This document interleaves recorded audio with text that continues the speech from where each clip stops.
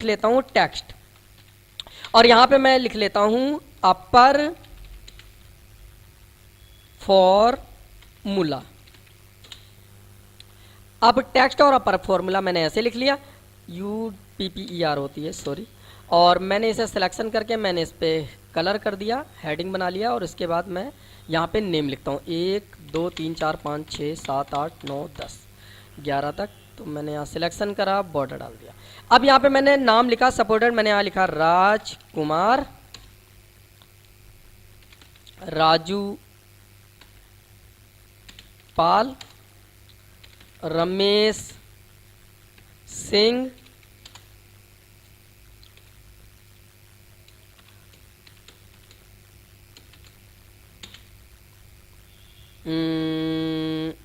रोहित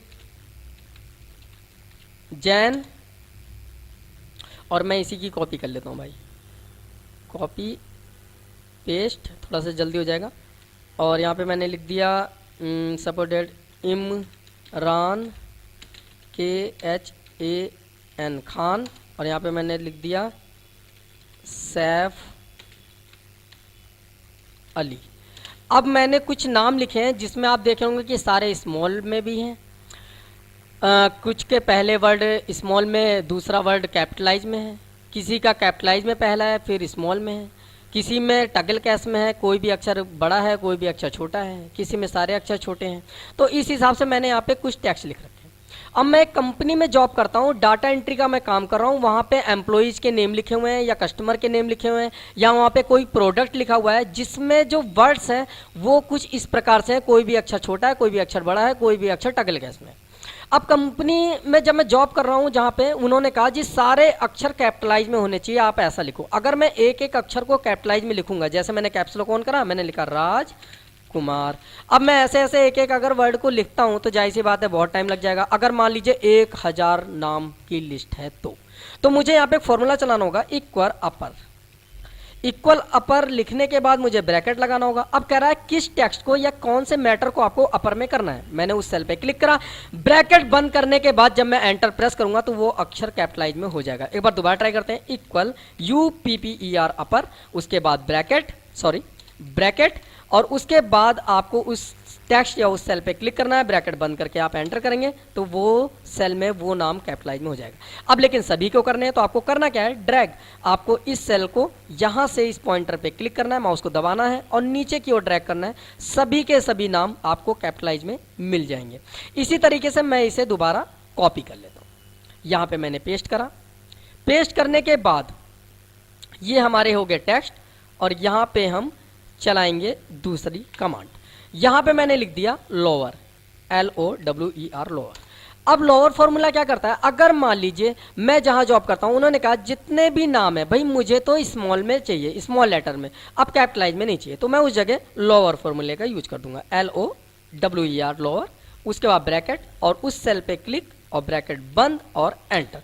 तो देखेंगे कि वो अक्षर या वो वर्ड या वो शब्द छोटे में हो जाएगा और उसके बाद आप यहाँ से नीचे की ओर ड्रैग करते हैं तो सारे अक्षर छोटे में लिख जाएंगे, स्मॉल लेटर में लिख जाएंगे। अब मैंने इसे सिलेक्शन करा, कॉपी करा और उसके बाद नेक्स्ट पे पेस्ट कर दिया। अब हम आगे वाले कॉन्सेप्ट पे चलते हैं। अगर किसी ने कहा जी नहीं, ना ये नाम सारे अक्षर बड़े चाहिए ना सारे नाम मुझे छोटे अक्षर में चाहिए, मुझे प्रॉपर वे में चाहिए। प्रॉपर वे का मतलब होता है टाइटल कैस, MS वर्ड में टाइटल कैस नाम से है ये और इस जो एक्सेल में प्रॉपर कैस नाम से। तो यहाँ पे जो अक्षर है मैं चाहता हूँ कि जितने भी मैंने ये नाम लिख रखे हैं उनके जो पहले कैरेक्टर हैं या पहले शब्द हैं के जो अक्षर हैं वो कैपिटलाइज में हो जाए, जैसे R और K, यहाँ पे R और P, यहाँ पे R और S और बाकी सारे स्मॉल में हो। तो यहाँ पे मैं चलाऊंगा इक्वल PROPER प्रॉपर, ब्रैकेट लगाने के बाद उस टेक्स्ट पे क्लिक और ब्रैकेट बंद करके एंटर।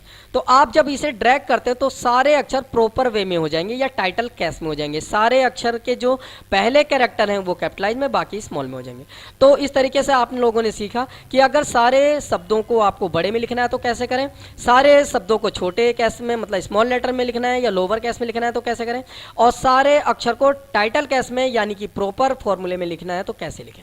तो इस तरीके से आपने सीखा अपर लोअर प्रॉपर। अब मैं इन तीनों को सिलेक्ट करके मैं इसे कलर कर देता हूं, ये अब आता है ट्रिम की बारी। ट्रिम कैसे यूज करें?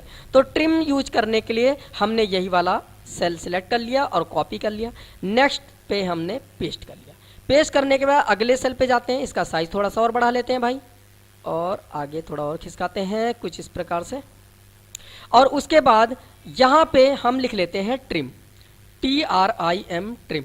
ट्रिम फॉर्मूला क्या करता है? ट्रिम फॉर्मूला जो स्पेस होते हैं उन स्पेस को इरेज करता है। जैसे कि मैंने राजकुमार के बीच में स्पेस डाल दिया, राजू पाल के बीच में स्पेस डाल दिया, राकेश सिंह, रोहित जैन, ऐसे मैंने सभी नाम के आगे कुछ कुछ स्पेसेस डाल दिए हैं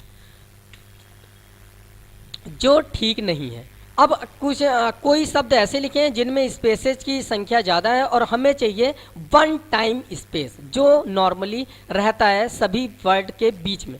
तो हम यहाँ पे ट्रिम फॉर्मूले का यूज करेंगे, इक्वल TRIM ट्रिम लगाएंगे, उसके बाद ब्रैकेट, उसके बाद उस टेक्स्ट पे क्लिक करने के बाद ब्रैकेट बंद करेंगे, और जैसे ही आप एंटर प्रेस करोगे तो आप देखोगे कि जो उसके बीच में जो मतलब ज़्यादा स्पेसेस थे वो सारे स्पेस को रिमूव कर देगा, इस तरीके से कुछ। तो ये था ट्रिम फॉर्मूले का यूज। ऐसे ही हम अगले पे चलते हैं। अगला है अलाइनमेंट। अलाइनमेंट कैसे यूज करें भाई? अलाइनमेंट यूज करने के लिए मैं एक नया सीट ले लेता हूँ, AC2। अब मैंने यहाँ पे अलाइनमेंट के लिए यहाँ पे अलाइनमेंट का एक ऑप्शन है। अलाइनमेंट हम कैसे कैसे चलाएं या कैसे सीखें ये देख लेते हैं। सबसे पहले हम इस कॉलम के साइज को हम इंक्रीज कर लेते हैं, लेकिन अलाइनमेंट से पहले मैं एक चीज़ और बता देता हूँ। 8.43 होता है, 8.43 ये। अच्छा जी, अब मैं यहाँ पे पहले कुछ चीज़ें और देख लेते हैं। अलाइनमेंट से आगे आता है ड्रैगिंग, अलाइनमेंट, फॉर्मेट, पेंटर, ये तीनों में एक साथ सीखेंगे। चलिए, तो पहला बारी आती है ड्रैगिंग की। अगर मान लीजिए मैंने किसी भी सेल पर एक लिखा है और उसके बाद मुझे ये एक ही यहाँ तक चाहिए, तो मैं इसे यहाँ पे इस पॉइंटर को देखिए माउस के, अब प्लस ऐसा आ रहा है, अब ऐसा आ रहा है माउस का पॉइंटर, अब ऐसा प्लस आ रहा है और अब ऐसा प्लस आ रहा है। तो ये वाला जो प्लस आए माउस को दबा दीजिए, दबा के रखिए और नीचे की ओर ड्रैग करेंगे तो ये देखिए एक लिखा हुआ आ गया। इसी तरीके से मैंने यहाँ पे अगर एक और एक लिखा और उसके बाद मैंने 1 लिख के दोनों सेलों को सिलेक्ट करके अगर ड्रैग करते हैं तो भी एक ही आएगा। तो ये था ड्रैगिंग। अगर मैंने यहाँ पे लिखा 1 और 3 तो इवन ओड की कंडीशन में, सम विषम संख्या की कंडीशन में एक एक की वैल्यू को छोड़ करके ऐसे फिल कर देगा। इसी तरीके से अगर मैं यहाँ पे लिखता हूँ 2 और 4 और उसके बाद मैं अगर इसे सिलेक्ट करके ड्रैग करता हूँ तो देखिए 2 का टेबल में आ जाएगा। इसी तरीके से अगर मैं यहाँ पे लिखता हूँ सपोज 1 और 2 और मुझे सीरीज में नंबर फिल करना है तो 1 और 2 को मैं ड्रैग करता हूँ तो देखिए सीरीज में नंबर आ गए हैं। इसी तरीके से अगर मान लीजिए मैं यहाँ पे लिखता हूँ सन और उसके बाद मैं इसे माउस के पॉइंटर को दबा के नीचे की ओर ड्रैग करूंगा तो देखिए डेज के जो नेम है, जो डेज नेम है वो शॉर्ट में आ जाएंगे ऐसे। अगर मैं यहाँ पे लिखता हूँ संडे फुल डेज में और उसके बाद मैं ड्रैग करता हूँ तो Sunday, Monday, Tuesday full days के नेम में ऐसे आ जाएंगे। इसी तरीके से मैंने यहाँ पे लिखा जैन और उसके बाद मैंने इसे ड्रैग करा तो स्मॉल में मंथ नेम ऐसे आ जाएंगे। अगर मैं यहाँ पे लिखता हूँ जनवरी, फेब्रुअरी तो जनवरी, फरवरी, मार्च, अप्रैल तो ये देखेंगे आप फुल मंथ में, फुल नेम में जो मंथ है वो मंथ के नाम फुल नेम में आ जाएंगे इस तरीके से। तो ये था हमारा ड्रैग। अब मान लीजिए मैंने एक एरिया सिलेक्शन करा और उस कॉलम के एरिया पे मैंने कलर कर लिया रेड, अक्षर का कलर कर लिया वाइट और बोल्ड। ऐसी मैंने अगला सेल सेलेक्ट करा और मैंने क्लिक कर लिया, इसका कलर ब्लू, वाइट और बोल्ड। फिर मैंने सिलेक्शन करा, मैंने इसका कलर कर लिया सपोज डेट ग्रीन और वाइट और बोल्ड। मैं चाहता हूँ जो भी ये इफेक्ट मैंने डाले हैं इसके अंदर यही इफेक्ट सेम एज मुझे सारे सेलों में चाहिए, सीरीज में चाहिए।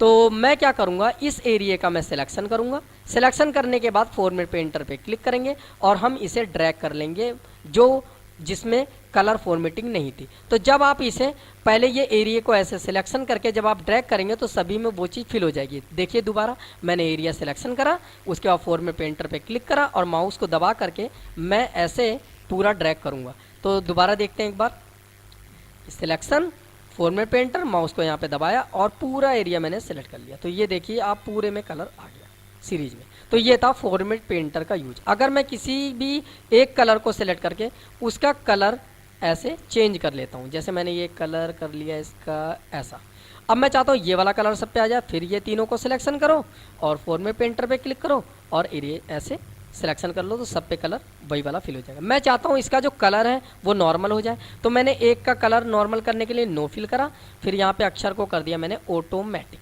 उसके बाद मैंने इस एरिया को अगर फॉर्मेट पेंटर पे सिलेक्शन कर लिया और मैं सारा एरिया ड्रैग करूँगा तो देखिए नॉर्मल हो गया। फिर मैंने कलर सिलेक्शन कर लिया, सपोज डैट मैंने इसका कलर कर लिया ब्लू, ऐसे स्काई ब्लू कर दिया प्योर मैंने, और ये मैंने कलर फिर इसका सिलेक्शन करा, फिर इसका कलर करते हैं, सपोज डैट इसका कलर कर दिया रेड वाइट, फिर इसका कलर सिलेक्शन करते हैं और इसका कलर कर दिया मैंने ग्रीन और वाइट। अब मैंने दोबारा सिलेक्शन करा तीनों को, फिर मैं फॉर्मेट पेंटर से ड्रैग करता हूँ तो देखेंगे सब पे वही इफेक्ट आ जाएगा। ये देखिए, तो ये था आपका ड्रैगिंग और कलर फॉर्मेटिंग। अब हम सीखते हैं अलाइनमेंट। अलाइनमेंट में क्या है, मैंने सबसे पहले कॉलम का एरिया बड़ा कर लिया और यहाँ पे मैं साइज भी इंक्रीज कर लेता हूँ कुछ इस तरीके से। मैंने यहाँ पे लिखा संडे और उसके बाद मैंने इस संडे को मैंने ड्रैग कर लिया ऐसे। अब आप देखेंगे Sunday, Monday, Tuesday, Wednesday, Thursday, Friday, Saturday, जो भी ये नेम आ रहे हैं डेज के, तो इन डेज के नेम को मुझे अगर लेफ्ट में है, मुझे सेंटर में रखना है तो मैं इस पर क्लिक करूँगा। अगर मुझे यही अलाइनमेंट इसे राइट करना है तो इस पर क्लिक करूँगा अलाइनमेंट राइट पे। तो ये अलाइनमेंट लेफ्ट है, सेंटर है, राइट है, लेफ्ट है, सेंटर है, राइट है, लेफ्ट है। लेकिन या तो लेफ्ट रहेगा या सेंटर रहेगा या राइट रहेगा। मुझे अगर थोड़ा बहुत खिसकाना है तो मैं इंक्रीज इंडेंट पे क्लिक करूंगा, ये थोड़ा थोड़ा थोड़ा थोड़ा थोड़ा थोड़ा करके खिसकेगा। अगर मुझे वापस करना है तो मैं ये डिक्रीज इंडेंट पे क्लिक करके इससे बैक कर सकता हूं। तो जो वर्ड के बीच में स्पेस है वो टैब के अकॉर्डिंग चलेगा। अच्छा, इसी तरीके से अगर मान लीजिए मैंने किसी कॉलम का साइज ही इंक्रीज कर रखा है ऐसे, ये जो रो है इसकी हाइट इंक्रीज कर रखा है, सॉरी रो की हाइट इंक्रीज कर रखा है। मैंने यहाँ पे लिखा न्यू टेक ट्रेनिंग,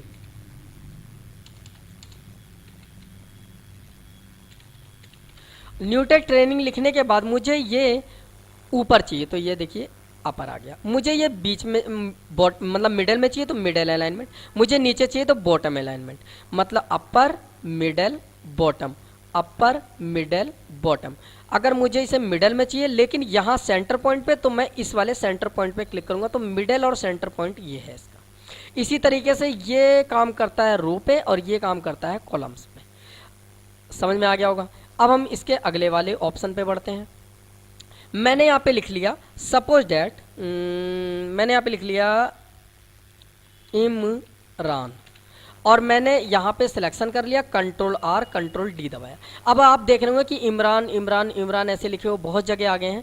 अगर मैं इसे अलाइनमेंट पे जाके एंगल काउंटर क्लॉक वाइज पे क्लिक करता हूँ तो देखिए यहाँ पे एंगल भी दिखाया गया है हर चीज़ का कि इस टाइप में ये जो फॉर्मेट है वो चेंज हो जाएगा। जैसे मैं इस फॉर्मेट पे क्लिक करता हूँ तो देखिए इमरान ऐसे लिखा हुआ गया।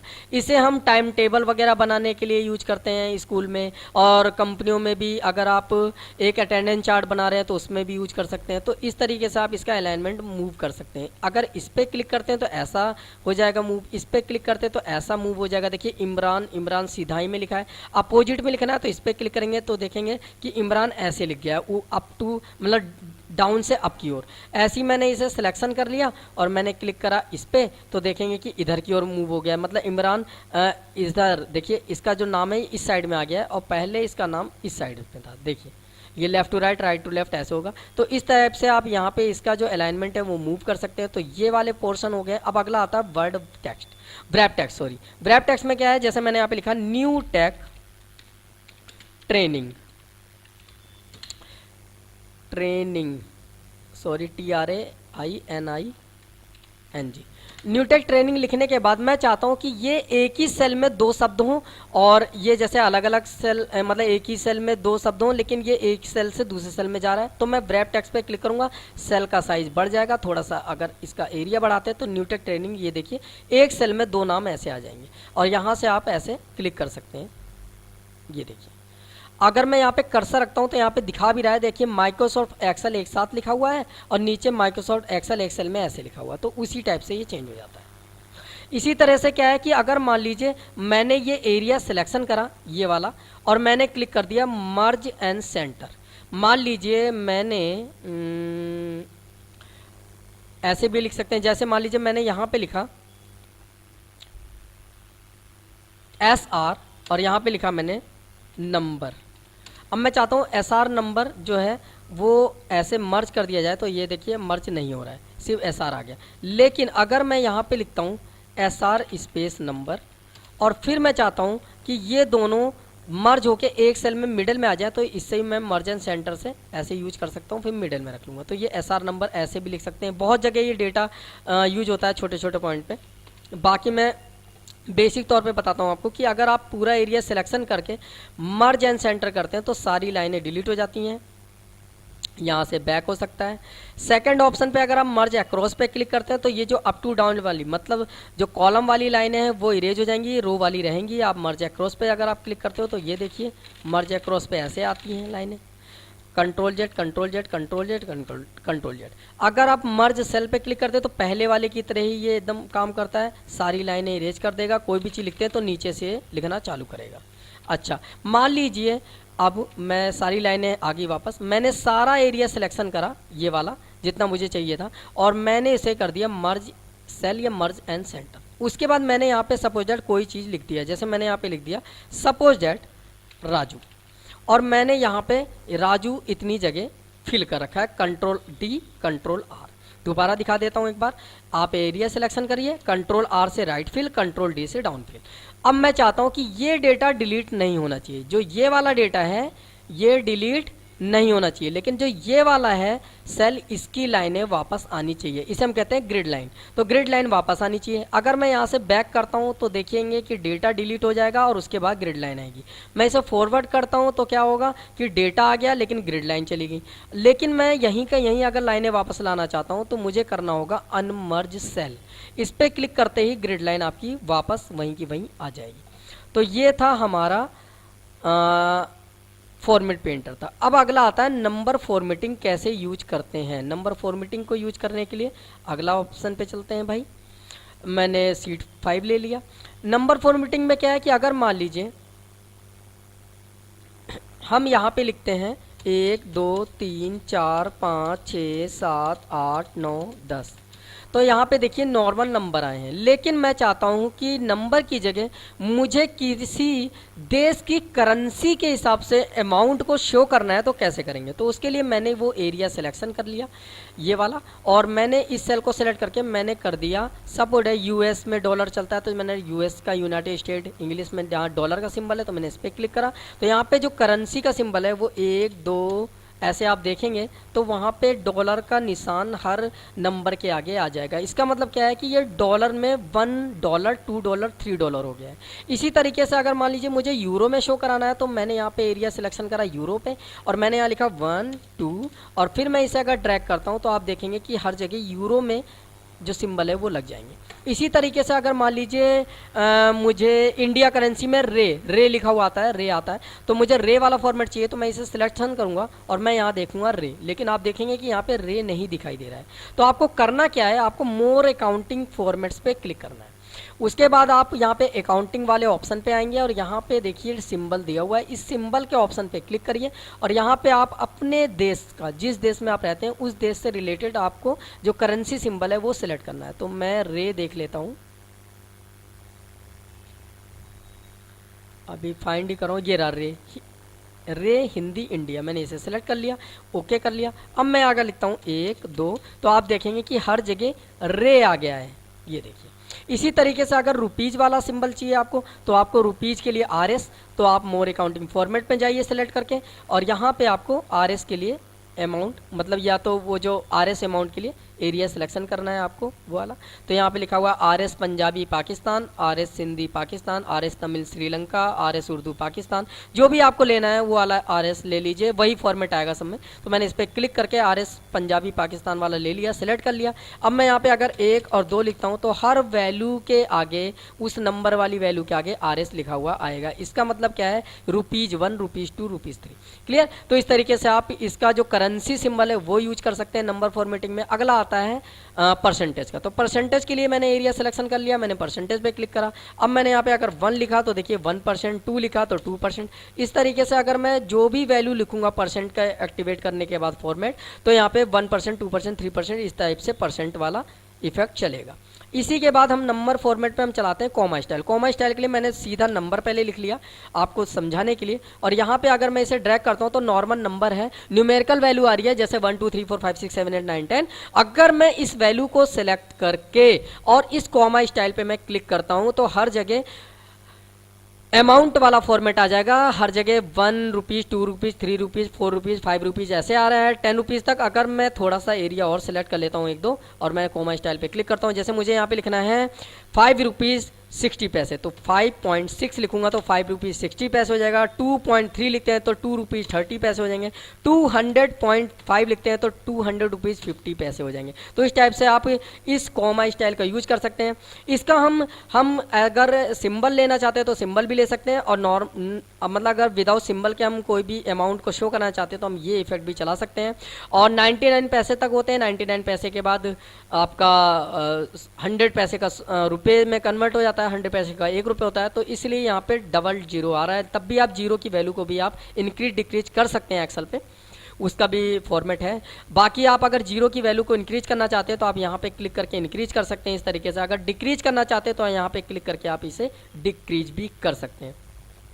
तो ये था नीचे जो बेसिक कॉन्सेप्ट है। अब इसके ऊपर जो अकाउंटिंग फॉर्मेट है इसका क्या यूज है भाई, कि अगर मैंने इस एरिया का सिलेक्शन करके मैंने क्लिक कर दिया जर्नल, तो यहाँ पे आप देखेंगे कि नॉर्मल नंबर हो जाएंगे। अगर मैंने क्लिक कर लिया दोबारा वही नंबर फॉर्मेट, तो देखेंगे आप दोबारा डबल जीरो लग जाएंगे। इसी तरीके से अगर मान लीजिए मैंने यहाँ पे आज की डेट लिखा, और आज की डेट क्या है मैं एक बार चेक कर लेता हूँ अपने मोबाइल में। आज है 23 फरवरी, तो यहाँ पे मैंने लिखा 23 Feb 2019। तो ये देखिए ये शॉर्ट में ऐसे मतलब डेट में आ गया। मैंने इस एरिया को ऐसे यहाँ तक सिलेक्शन कर लिया और कंट्रोल डी प्रेस करा मैंने, तो यहाँ पे ये वैल्यू फिल हो गई है। अब मैं इसी की मैंने कॉपी कर लिया, नेक्स्ट सेल पे मैंने पेस्ट कर लिया, और यहाँ पे वही डेटा आ रहा है लेकिन हैश में। हैश का मतलब होता है कि कभी भी कोई भी सेल में अगर पूरी वैल्यू वो शो नहीं कर रहा तो हैश आता है, तो हमें कॉलम का साइज को इंक्रीज करना होता है या सेल बड़ा करना होता है, तो वो वैल्यू आपको पूरी दिखाई देने लगेगी। जब मैं इस पर क्लिक करने के बाद अब मैं क्लिक करूंगा लॉन्ग डेट और शॉर्ट डेट पे, तो शॉर्ट डेट का ऑप्शन ये शो करा रहा है कि यहाँ पे देखेंगे आपकी 2 मंथ्स और आपका 23 जो डेट में है और 2019 ईयर में, मतलब MMDDYY कंप्यूटर की डेट के अकॉर्डिंग यहाँ पे शो कर दिया है। यहाँ पे हमने नॉर्मल खुद लिखा था, यहाँ पे कंप्यूटर ने अपने हिसाब से शॉर्ट डेट आपको शो कर दिया है। कॉपी करते हैं, नेक्स्ट जगह हम अगर पेस्ट करते हैं तो यहाँ पे दोबारा हैश आ रहा है। मैंने इसका साइज बढ़ा लिया और उसके बाद मैंने इस एरिया को सिलेक्शन करके अगर मैं लॉन्ग डेट के ऑप्शन पे क्लिक करता हूँ तो दोबारा हैश आ रहा है। इसका अभी भी साइज इसका छोटा है, दोबारा बढ़ा लेते हैं। अब यहाँ पे आ रहा है शनिवार फरवरी 23 2019, मतलब 23 फरवरी 2019 को शनिवार है और आज का दिन आ रहा है। मैं यहाँ पे 2-3 जगह कंट्रोल डी दबा के यही वाला एरिया ले लेता हूँ और मैंने इसे इरेज कर दिया। अब मैं यहाँ पे एक काम की चीज़ बताता हूँ। मान लीजिए आपने ये वाला फॉर्मेट चला रखा है, तो आप यहाँ पे अगर कोई भी डेट डालते हो तो उसका दिन आपको ऑटोमेटिक मिल जाएगा। जैसे कि मैंने यहाँ पे डाला 15 अगस्त 1947, जब हमारा भारत आज़ाद हुआ था। तो जब आप इस पर क्लिक करोगे, पाकिस्तान में आई थी 14 अगस्त 1947 से, वो एक दिन पहले आज़ादी मनाते हैं। तो 15 अगस्त 1947 मैंने डाला। जैसे ही मैंने एंटर प्रेस करा तो फ्राइडे के दिन हमारा देश आज़ाद हुआ था। ऐसे ही इसी तरीके से मैंने यहाँ पे डाला 26 जनवरी 1947 और एंटर करेंगे तो यहाँ पे देखिए 26 जनवरी 1947 को संडे था। इसी तरह से मैं अगर डेट ऑफ बर्थ डालता हूँ, सपोज दैट मैंने यहाँ पे डाला 29 सितंबर 1987, तो एंटर जब करेंगे तो 29 सितंबर 1987 को कौन सा दिन था वो निकल के आ जाएगा, ट्यूसडे था। इस तरीके से आप जो भी डेट डालते हैं उसके अकॉर्डिंग आपको दिन भी मिल जाता है यहाँ पे लॉन्ग डेट इफेक्ट से। इसी तरीके से यहाँ पे कुछ और फॉर्मेट भी हैं। परसेंटेज मैं आपको बता ही दिया है। टाइम आप एक बार चला के देख लीजिएगा, नहीं चलता तो मैं उसके ऊपर भी वीडियो बना दूंगा। फ्रैक्शन यूज करके दिखा देता हूँ। जैसे मान लीजिए अगर मैं यहाँ पे लिखता हूँ 1/4, तो देखिए 4 जनवरी हो गया। मैं अगर लिखता हूँ इसे डिलीट करता हूँ, क्या चल रहा है भाई, 1/2 तो नहीं लिख रहा है, 2 जनवरी हो गया। तो हम इस एरिया का सिलेक्शन करके अगर हम फ्रैक्शन पे क्लिक कर देते हैं तो फ्रैक्शन का क्या यूज होता है कि अगर मैं यहाँ पे लिखता हूँ 1/2, तो देखिए लिख गया। मैंने लिखा 1/3 तो लिख गया। मैं लिखता हूँ 1/4 तो लिख गया। मैं लिखता हूँ 2/5 तो लिख गया। तो इस तरीके से आप फ्रैक्शन का यूज कर सकते हैं। आप कोई भी चीज़ अगर आप बटे में लिखना चाहते हैं, मतलब 2/5, 1/2, तो उस हिसाब से आप यहाँ पे मतलब टाइप कर सकते हैं फ्रैक्शन फॉर्मूले से। तो ये था हमारा नंबर फॉर्मेटिंग। अगला आता है क्लियर फॉर्मेटिंग। क्लियर फॉर्मेटिंग कैसे चलाएं? क्लियर फॉर्मेटिंग चलाने के लिए मैं एक नई शीट ले लेता हूं और यहाँ पे मैं क्लियर फॉर्मेटिंग यूज करता हूं। जैसे कि मैंने यहाँ पे इसका साइज पहले सेल का बड़ा कर लेते हैं। मैंने यहाँ पे लिखा 1 2 3 और मैं इसे ड्रैग कर लेता हूँ 10 तक, और ऐसे ही मैंने यहाँ पे लिखा 1 2 3 और इसे भी मैं 10 तक ड्रैग कर लेता हूँ। इस जगह मैं हेडिंग ले लेता हूँ, तो इंसर्ट में मैंने रो ले लिया। यहाँ पे मैंने लिखा मैंने वैल्यू 1 और यहाँ पे मैंने लिखा वैल्यू 2 और यहाँ पे मैंने डाल दिया रिजल्ट्स। अब इसका कलर हम कर लेते हैं पहले। ये हमने बॉर्डर डाल दिया भाई। यहाँ पे मैंने करा इक्वल 1 मल्टीप्लाई यानी स्टार 1 इक्वल 1 मल्टीप्लाई 1 एंटर। अब मैं इसे नीचे की ओर ड्रैग कर लेता हूँ, सबके आंसर आ जाएंगे। ड्रैग की जगह शॉर्टकट की अगर यूज करना है तो सिलेक्शन करके कंट्रोल डी भी यूज कर सकते हैं, कंट्रोल डी से भी आ जाएगा। अब मैंने यहाँ पे कुछ नंबर्स लिख रखे हैं और उनका मैंने यहाँ पे मल्टीप्लाई कर दिया है। मल्टीप्लाई करने के बाद यहाँ पे सिलेक्शन करा मैंने और इसके बाद मैंने यहाँ पे मर्ज एंड सेंटर करा। यहाँ पे मैंने लिख लिया सपोज टोटल, और टोटल हम यहाँ पे निकालते हैं इक्वल सम, और उसके बाद ये एरिया सिलेक्शन करके ब्रैकेट बंद कर देते हैं। तो इसका टोटल यहाँ पे आ गया 385। तो ये था हमारा रिजल्ट। और इन पे भी मैं कलर इफेक्ट डाल देता हूँ। सपोज डेट पहली वैल्यू का जो एरिया है उसका मैंने कलर इफेक्ट डाला ब्लू और वाइट। ऐसे मैंने इसका सिलेक्शन करा, इसका कलर इफेक्ट डाल दिया मैंने ग्रीन ग्रीन और वाइट। और ये वाला जो रिजल्ट है उसे मैंने कर दिया येलो में, वाइट नहीं समझ में नहीं आ रहा, रेड कर देते हैं। और यहाँ पे टोटल वाले को भी हम कलरफुल कर देते हैं। ये मैं कलरफुल इसलिए कर रहा हूँ क्योंकि मुझे एक चीज़ दिखानी है इसमें। अच्छा जी, अब ये मैंने एक वैल्यू का एक डेटाबेस तैयार कर लिया है जिसमें मैंने वैल्यू 1 वैल्यू 2 को मैंने मल्टीप्लाई करा, यहाँ पे मैंने उसका टोटल कर दिया। अगर मैं सारा डेटा सिलेक्ट करता हूँ और मुझे ये कोई भी डेटा नहीं चाहिए, कुछ भी नहीं चाहिए, तो मैं क्लियर ऑल करूँगा, सारा डेटा डिलीट हो जाएगा, रिमूव हो गया। यहाँ से बैक करते हैं या कंट्रोल जेड दबाते हैं।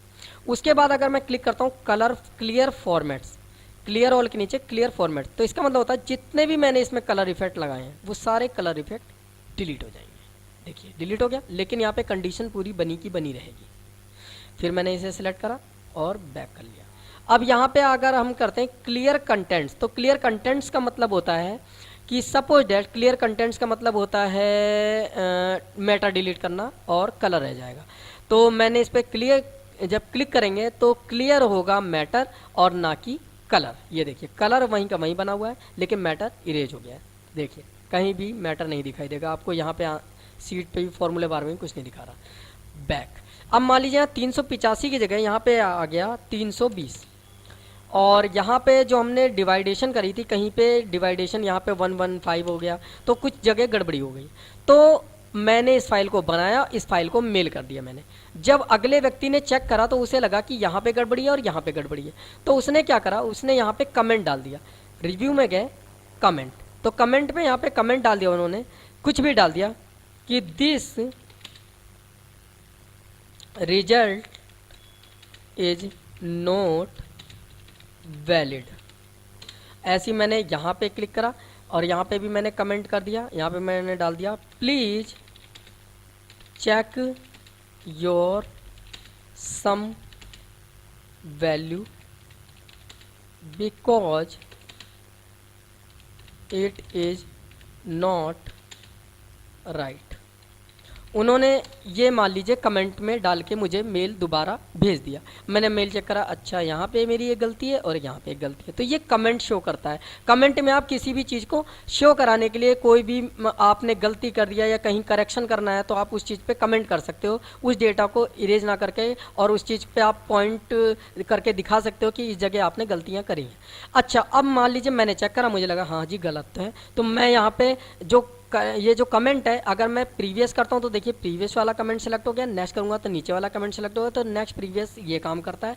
जिस सेल पे कर्सर रहेगा वहीं पे आप और भी चीज़ टाइप कर सकते हो, जैसे मैंने यहाँ पे अभी टाइप करके दिखाया आपको ये वाली चीज़ें। अच्छा जी, उसके बाद अगर मान लीजिए मुझे ये वाला जो कमेंट है वो हाइड करना है तो मैं हाइड कर सकता हूँ, शो कर सकता हूँ। इस वाले कमेंट को सिर्फ हाइड करना है तो इससे मैं हाइड और शो कर सकता हूँ। सभी को हाइड करने हैं तो सभी को यहाँ से हाइड कर सकता हूँ, सभी को शो करने हैं तो सभी को शो कर सकता हूँ।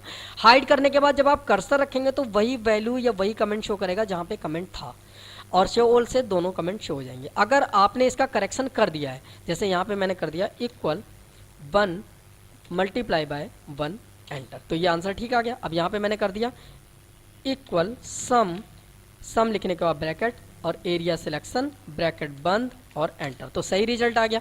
अब मुझे ये जो कमेंट है उन्हें इरेज करना है, तो रिमूव करने के लिए कमेंट को मुझे ये सारा एरिया सिलेक्शन करना होगा और डिलीट पे मैं क्लिक करूंगा, कमेंट दोनों इरेज हो जाएंगे। तो ये था कमेंट फॉर्मूले का यूज।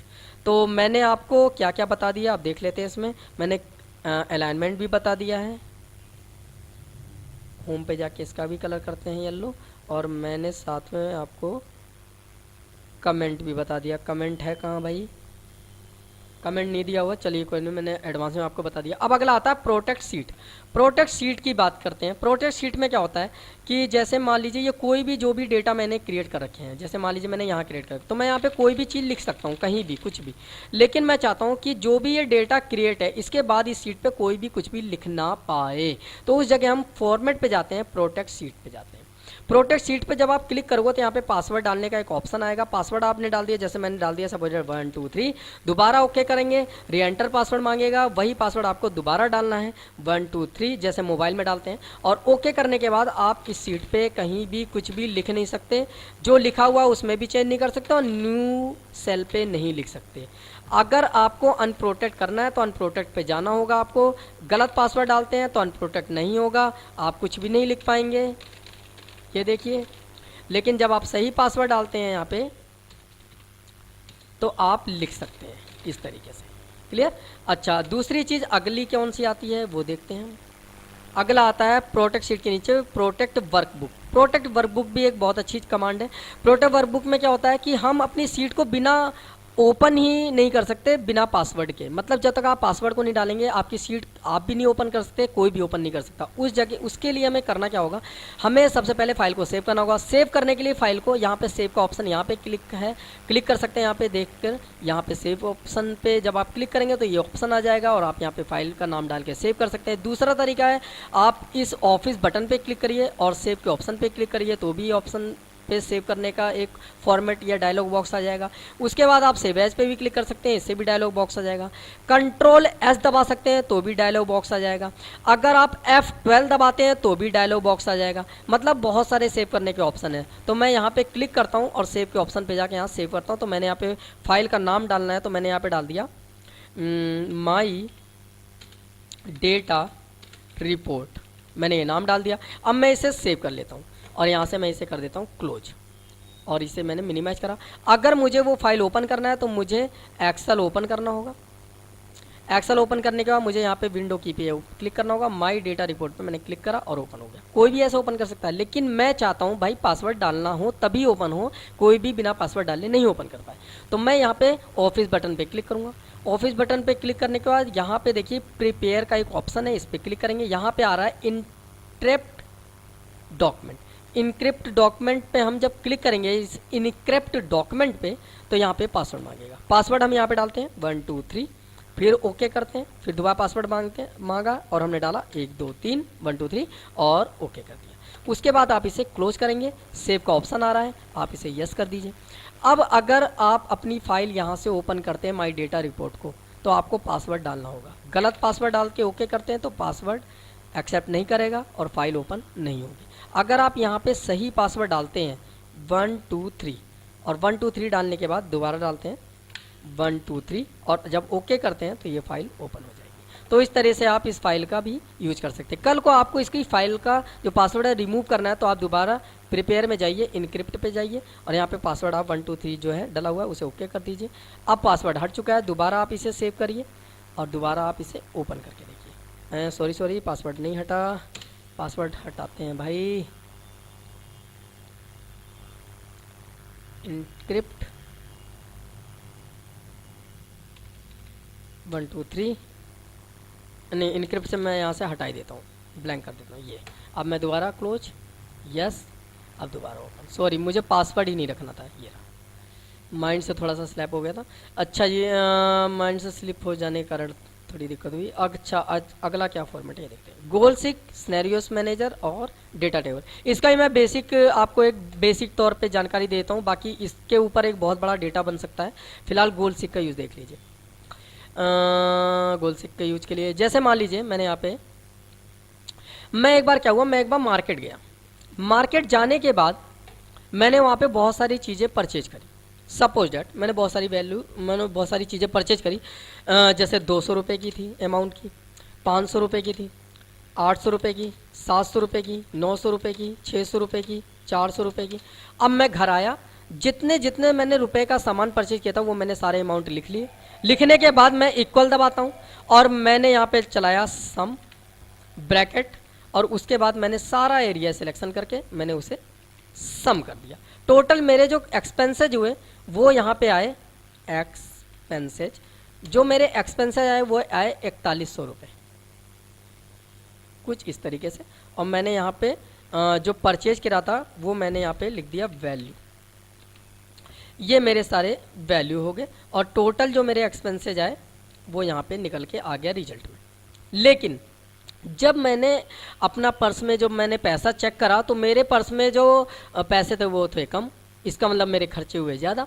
खर्चे मेरे कितने हुए? मेरे खर्चे हुए 4500 रुपये। कितने हुए? 4500 रुपये। लेकिन मेरे यहाँ पे टोटल कितने आ रहे हैं एक्सपेंसेस में? 4100 रुपये। अब मैंने जब बिल चेक करा तो बिल चेक करने के बाद मुझे पता चला भाई मैंने 200 रुपये का तो कोई सामान परचेज ही नहीं करा।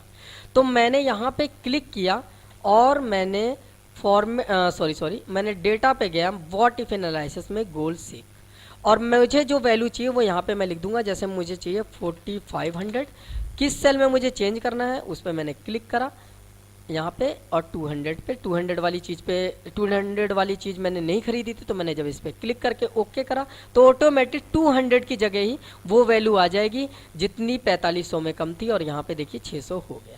अगर मान लीजिए मैंने जब अपना सारा का सारा बिल जोड़ा तो जो मेरे जो खर्चे हुए थे वो हुए थे 5000। तो मैंने पहली बात तो टोटल पे आपको क्लिक करना होगा। जो खर्चे थे मेरे वो कितने थे? 5000। तो मैंने बीच वाले सेल में टू वैल्यू में मुझे जो वैल्यू चाहिए वो लिख दिया मैंने 5000, और मैंने चेक करा कि मैंने 500 रुपये का कोई सामान नहीं खरीदा, या 400 रुपये का चलिए मैंने कोई सामान नहीं खरीदा, तो 400 वाली वैल्यू में ही वो वैल्यू ऐड होगी जितने रुपए इसमें कम थे। इसी तरीके से मान लीजिए मेरे जो खर्चे हुए वो हुए 4800 रुपये, 4800। अब कितने रुपए के सामान में मुझे चेंज करने हैं? सपोज दैट मुझे 900 रुपये के सामान में चेंज करने हैं, तो 900 रुपये में उतनी वैल्यू कम भी हो जाएगी। तो ये गोल सीक का यूज है एक एग्जाम्पल के तौर पे। अच्छा, इससे अगला क्या था भाई वो भी देख लेते हैं। अगला था सिनेरियोस और डेटा टेबल। अच्छा, डेटा टेबल हम देखते हैं। मान लीजिए मैंने यहाँ पे डेटा टेबल मैं चलाने के लिए यहाँ पे जूम कर लेता हूँ, पहले थोड़ा एग्जाम्पल के तौर पे दिखा रहा हूँ, बाकी इसके ऊपर भी एक तरह से लोन डेटाबेस बन सकता है। फिलहाल मैं ऐसे ही बता रहा हूँ। 1 1। अब मैंने यहाँ पे 2 बार 1 1 लिखा और मैंने इक्वल 1 मल्टीप्लाई बाय 1 करके एंटर कर दिया, तो यहाँ पे आंसर आया 1। अब मैं इसके साथ जोड़ता हूँ वैल्यू 2 3 4 5 6 7 8 9 10, और ऐसे ही मैंने यहाँ पे जोड़ा 2 3 4 5 6 7 8 9 10। 10 से लेकर 10 तक का जो एरिया वो मैं सिलेक्ट कर लूँगा। सेलेक्ट करने के बाद मैं व्हाट इफ एनालिसिस में डेटा टेबल पे मैं क्लिक करूँगा। यहाँ पे कह रहा है एक रो इनपुट सेल और एक कॉलम इनपुट सेल, तो रो इनपुट सेल में ये वाला 1 सेलेक्ट करूँगा और इस पर क्लिक करके कॉलम इनपुट सेल में ये वाला 1 सेलेक्ट करूँगा, और ओके करते ही टेबल हमारा तैयार हो जाएगा। अब आप देखेंगे कि 1 से लेकर 10 तक का टेबल आ गया है। अब एक तो हम 1 से लेकर 10 तक का टेबल हम अगर हम चाहते हैं तो हम देख सकते हैं। बाकी अगर आप किसी भी चीज़ का टेबल देखना चाहते हो, जैसे मुझे टेबल देखना है 1.2 का, मुझे टेबल देखना है 2.5 का, मुझे टेबल देखना है 3.8 का, मुझे टेबल देखना है 122 का, मुझे टेबल देखना है 355 का, मुझे टेबल देखना है 555 का, मुझे टेबल देखना है सपोज डेट 1000 का, तो मैं किसी भी का भी टेबल यहाँ पे ऊपर नंबर चेंज करके देख सकता हूँ। उसका मैं जो वैल्यू है वो मैं बढ़ते हुए देख सकता हूँ कि 1 गुना, 2 गुना, 3 गुना, 4 गुना, 5 गुना, ऐसे भी। तो ये था वॉट-एवर एनालिसिस में डेटा टेबल का यूज। अगला आता है सिनेरियोस मैनेजर का। इसका भी मैं एक छोटा सा एग्जाम्पल देता हूँ। मान लीजिए एक दुकान है, जिस दुकान पर सेल लगी है, उस दुकान पे सेल लगी हुई है, तो दुकान पे सेल ये लगी है कि कोई भी दुकान पे आता है व्यक्ति और वो 3000 रुपये का सामान खरीदता है तो उसे 3% का डिस्काउंट दिया जाएगा। मतलब 3000 का सामान खरीदता है तो 3% का डिस्काउंट दिया जाएगा। तो इक्वल 3000 पे क्लिक मल्टीप्लाई बाय 3% पे क्लिक और एंटर, तो आया कितना 90 रुपये का। यानी कि कोई भी व्यक्ति अगर उस शॉप पर जाकर 3000 का सामान खरीदता है तो उससे सीधे सीधे 90 रुपये का डिस्काउंट दे दिया जाएगा। तो आपका जो ये जो कर्सर है या ये माउस का जो पॉइंटर है, ये इससे आप 90 को या तो उस वैल्यू को सिलेक्ट कर लीजिए, डिस्काउंट वाली वैल्यू को, फिर आप जाइए सिनेरियोस मैनेजर पे। अब यहाँ पे मैंने ऐड पे क्लिक करा। अब क्या हुआ, वहाँ पे सुबह सुबह एक लड़का चला गया, लड़के का नाम था राजू। उसने कहा जी मुझे 3000 का सामान दे दो, मुझे तो डिस्काउंट चाहिए भाई, डिस्काउंट निकला हुआ है। तो उसने 3000 का सामान खरीदा। खरीदने के बाद अब वो कहा जी मुझे तो भैया 3% का डिस्काउंट नहीं चाहिए, मुझे तो ज़्यादा का डिस्काउंट दोगे तो मैं लूँगा, नहीं तो लो सामान वापस। अब इस चीज़ पर वो बार्गेनिंग करना चालू कर दिया। अब भैया जब चालू कर दिया बार्गेनिंग करना, वो कह रहा था भाई सामान वापस कर दूंगा मैं, 3000 का अगर 3% ही डिस्काउंट दोगे तो मैं नहीं लूँगा, मुझे तो ज़्यादा डिस्काउंट चाहिए 3000 पे। तो उन्होंने कहा चलो एक काम करो, अंदर जो लोग थे जॉब करने वाले, उन्होंने कहा एक काम करो, सुबह सुबह का टाइम है, एक काम करो इसे ज़्यादा डिस्काउंट दे दो। तो उन्होंने उसे ज़्यादा डिस्काउंट दे दिया। तो मैंने चेंजिंग सेल पे इस सेल को 3% पे क्लिक कर दिया सिलेक्ट करके और ओके कर दिया। ओके करने के बाद उसे कहा एक काम करो, चलो आप 5% का डिस्काउंट ले जाओ, लेकिन किसी को बताना नहीं। अब वो जाता भाई अपने पूरे जितने भी वो अपने जगह रहता था गांव में या घर में, तो अपने अड़ोसी पड़ोसी हर जगह वो बात फैला देता भाई वहाँ पे तो 3000 का सामान खरीदने पे 3% का डिस्काउंट चल रहा है, मैंने तो ज़्यादा डिस्काउंट लाया हूँ मैं बार्गेनिंग करके। अब उसकी बात सुन के भाई दूसरे लोग भी आ जाते हैं। अब दूसरे लोग आ जाते हैं तो उसके बाद आ गया सैम नाम का लड़का। उसने कहा जी मुझे भी ज़्यादा डिस्काउंट चाहिए, तो 3% तो सिलेक्ट है। अब वही बार्गेनिंग करता है, उसे दे देते हैं 7% का डिस्काउंट। ऐसे ही ऐसे मान लीजिए एक लड़का और जाता है लास्ट में, उसका नाम रहता है इमरान। वो भी कहता है लगता है भाई मुझे भी डिस्काउंट के लिए बार्गेनिंग करनी पड़ेगी। जैसे ही वो कैश काउंटर पे जाता है तो उसका जो दोस्त था वो कैश काउंटर पे वहीं पे जॉब करता था उसी शॉप में, अब वो कैश काउंटर पे बैठा रहता है। उसे कुछ भी कहना नहीं पड़ता, उसका दोस्त उसे अपने थ्रू एडिशनल मतलब डिस्काउंट दिला देता है 15% का, सॉरी 15% का। अब ओके कर दिया मैंने। अब ये वो लोग हैं जो इस शॉप में इस डिस्काउंट से ज़्यादा डिस्काउंट लेके गए। जब मैं समरी पे जाके ओके का बटन दबाऊंगा तो करंट वैल्यू में दिखा रहा है कि सभी के लिए 3% का डिस्काउंट था, जिसमें 90 रुपये का छूट था। लेकिन राजू ने 5% का डिस्काउंट लिया जिसे 150 रुपये की छूट मिली। सैम ने 7% का डिस्काउंट लिया जिसे 210 रुपये की छूट मिली। इमरान ने 15% का डिस्काउंट लिया जिसे 450 रुपये की छूट मिली। तो इस तरीके से आप सिनेरियोस मैनेजर का यूज़ कर सकते हो। ये मैंने एक बेसिक तरीका बताया है और इसका एक एडवांस तरीका भी होता है। अगर आप कहेंगे कमेंट में आप लिख दीजिएगा तो मैं इसका जो एडवांस जो तरीका है वो भी मैं आपको वीडियो के थ्रू मैं समझाने की कोशिश करूंगा। बाकी मैंने आज की जो कॉन्सेप्ट था वो मैंने पूरा क्लियर आपको करा दिया है और उम्मीद करता हूँ आप लोगों को पसंद आया होगा। बाकी उन लोगों का भी शुक्रिया जो सेकंड पार्ट के लिए मुझसे कह रहे थे, और कुछ लोगों ने जो कुछ मेरे व्यूवर्स हैं वो लोग कहते हैं सर हमारा आप अपने वीडियो में नाम भी ले लिया करिए। तो मैंने उन लोगों के नाम जो मुझे मिल सके हैं कमेंट के थ्रू वो मैं ले लेता हूँ, जिन्होंने सेकंड पार्ट के लिए रिक्वायर्ड मतलब कहा था, उन्हें रिक्वायरमेंट थी सेकंड पार्ट की। नेम ऑफ यूजर्स में जैसे नाम है अजीत सिंह, पिनाकिन रावल, विनोद कुमार, युदीप राय, मोनू वत्स, रोहित, दीप्तिमयी पात्रा, सनी गिल, हिमांशु बैरागी, मनीष कुमार, रविंद्र नारायण, तेजिंदर कौर, आशीष चौधरी, वर्षा कुमारी, जैन खान, रमेश सिंह, शाम्स खान और अनिल गुप्ता, सुनील कुमार, विनय तिवारी, राजेश धाधर, अच्छा दीपांश कुमार, सिंह कुमार, सुशील शुक्ला, देव राणा, इशारत शाह, कार्तिक मांझी, इनायत खान और कुल्हाना दास, तरुण दिवानगन, काबिन बोरो, सौरभ मिश्रा, गनवार निजार, अनुज कुमार, एमडी इमरान, मनीष मेहरा, रोहित खान, जितेंद्र पवारा, पीएस राणा और कुछ दो एक चैनल भी थे जो मुझे मिल पाए हैं। Funny and sad and attitude, dream paradise editing club. भाई लोगों, आप लोगों की रिक्वायरमेंट मैंने पूरी कर दी है, मैंने सेकंड पार्ट बना दिया है। आई होप सो आपको वीडियो मिल जाएगी अगर आप लोगों ने मेरे चैनल को सब्सक्राइब कर रखा होगा, नोटिफिकेशन के लिए बेल आइकन दबा रखा होगा। बाकी जो लोग भी कमेंट करेंगे अगर किसी वीडियो की रिक्वायरमेंट के लिए, तो मैं उनका भी नाम ले लूँगा अगली वीडियो में। और बाकी आप लोग देखिएगा, सीखिएगा और समझिएगा। अगर समझ में किसी प्रकार की दिक्कत या परेशानी होती है तो एक बार वीडियो को रिवाइंड करके ज़रूर देख लीजिएगा। अगर फिर भी आपको मतलब दिक्कतें आती हैं तो इसकी प्रैक्टिस फाइल को डाउनलोड भी कर सकते हैं, उसका भी मैं लिंक डाल दूंगा। और एक्सेल या वर्ड या पावर पॉइंट को आपको 1 बाय 1 पूरे command A to Z serial में सीखने हैं कि जैसे paste, cut, copy, format, printer, Calibri और ये size, increase, decrease, ascending, bold, italic, underline, इस हिसाब से सीरियल में अगर आपको पूरा एक्सेल या वर्ड या पावर पॉइंट सीखना है तो उसका क्रैश कोर्स का मैं लिंक इस वीडियो के डिस्क्रिप्शन बॉक्स में डाल दूंगा। आप उस लिंक पे क्लिक करके सारी चीज़ों को आसान तरीके से सीख सकते हैं। अगर आप सर्च करना चाहते हैं तो आप Excel crash course, MS Word crash course, PowerPoint crash course डाल करके भी आप वीडियो को सर्च कर सकते हैं। बाकी वीडियो को लाइक करना ना भूलें और फ्रेंड्स को शेयर करना ना भूलें। अगर आप पहली बार मेरे पेज पर आए हैं तो सब्सक्राइब जरूर कर लीजिएगा, साथ ही साथ नोटिफिकेशन आए के लिए बेल आइकन पे क्लिक भी कर लीजिएगा। मिलते हैं आपसे न्यू वीडियो के साथ, तब तक के लिए बाय बाय, टेक केयर।